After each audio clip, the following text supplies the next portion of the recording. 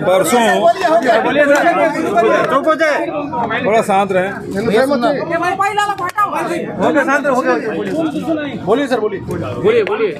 Dantewada SP को गोपनीय सूचना के आधार पर नक्सली की सूचना मिली और उस आधार पर यहाँ से हमारे डीआरजी जवान के 2 टुकड़ियाँ गई थी।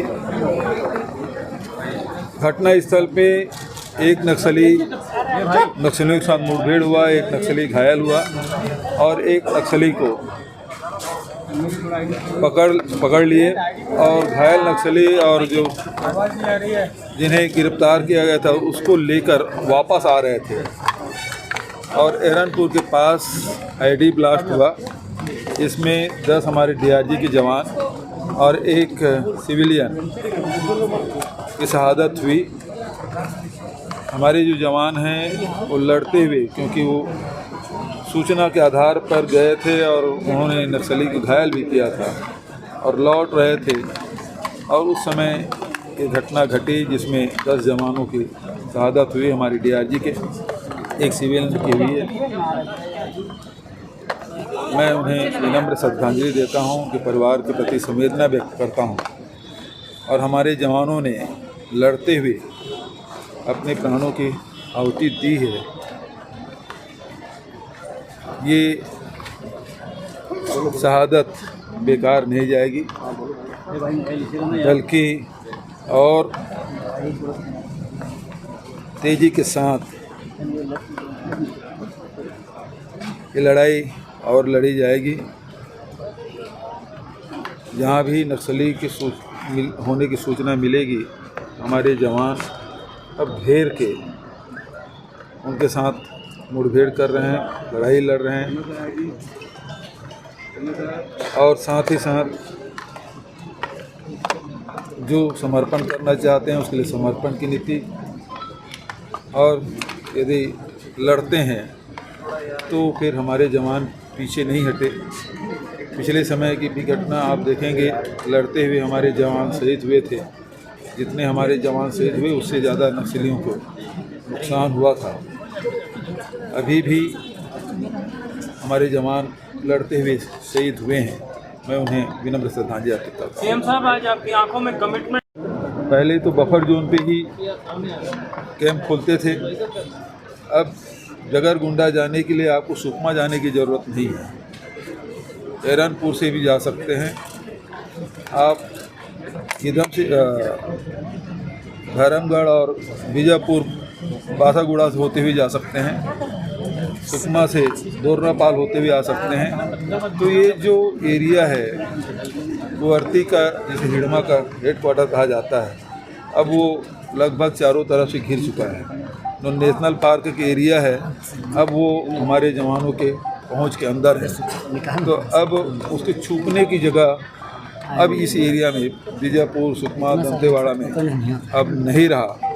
और जो छोटी छोटी सड़कें हैं वो भी बनाई जा रही है, कैंप खोले जा रहे हैं जनता की सुविधा के लिए। पीडीएस साहब, स्कूल, आंगनबाड़ी केंद्र वो सारे खोले जा रहे हैं। तो लोगों का विश्वास सरकार के प्रति बढ़ा है और नक्सली लगातार पीछे हटते जा रहे हैं। और आईडी ब्लास्ट घटना लगभग 2 साल बाद हुई है।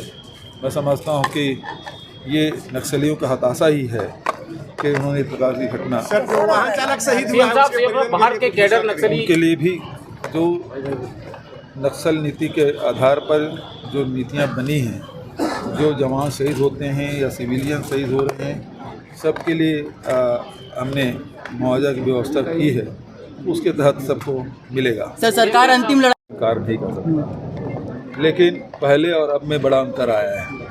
पहले कैंपों पे हमला होता था और जवान अपनी सुरक्षा करते थे। आज नीति में परिवर्तन हुआ है। अब हमारे जवान सर्च करके उसके साथ मुठभेड़ करके लड़ाई लड़ते हैं और नक्सलियों को भी अपने जान गंवानी पड़ती है। तो हमारे जवान कैंपों में अपनी जान नहीं दे रहे हैं, बल्कि लड़ते हुए शहादत हो रही है। सर, ये जो समय चुना नक्सलियों दृष्टिकोण से नहीं, बल्कि ये जो समय है ग्रीष्मकालीन, ये उसी का रहता है, उसी का।